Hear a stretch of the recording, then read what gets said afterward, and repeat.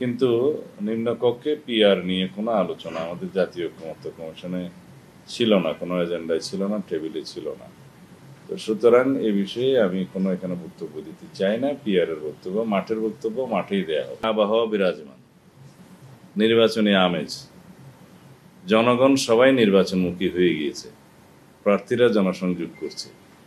এখন বাংলাদেশের নির্বাচনের বিরুদ্ধে যারাই কথা বলবে তারা জাতীয় রাজনীতি থেকে নিজেরাই মাইনাস হয়ে যাওয়ার সম্ভাবনা আছে।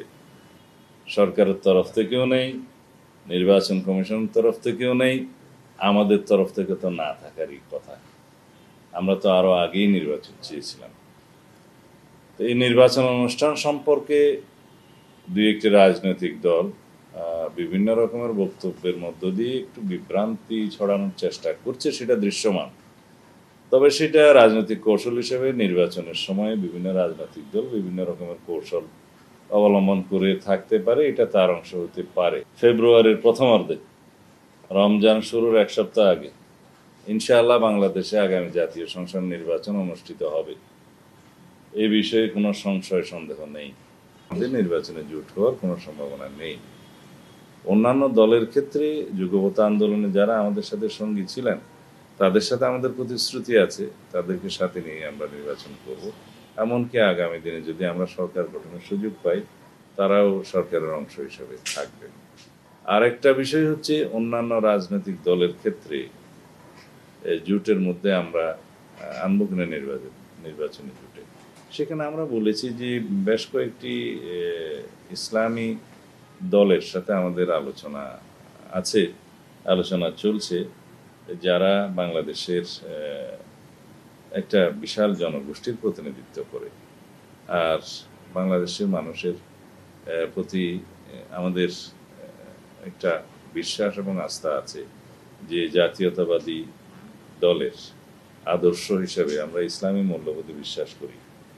আমরা মহান আল্লাহর উপর আস্থা এবং বিশ্বাস স্থাপনকারী সংবিধানের প্রস্তাবনায় সেই দল, আমাদের নেতা শহীদ রাষ্ট্রপতি জিয়াউর রহমান দলের প্রতিষ্ঠাতা, তিনি সংবিধানে বিসমিল্লাহির রহমানির রহিম সংযোজন করেছেন এবং মহান আল্লাহর উপর আস্থা এবং বিশ্বাস স্থাপন করেছেন রাষ্ট্র পরিচালনার মূলনীতির অংশে এবং প্রস্তাবনায়।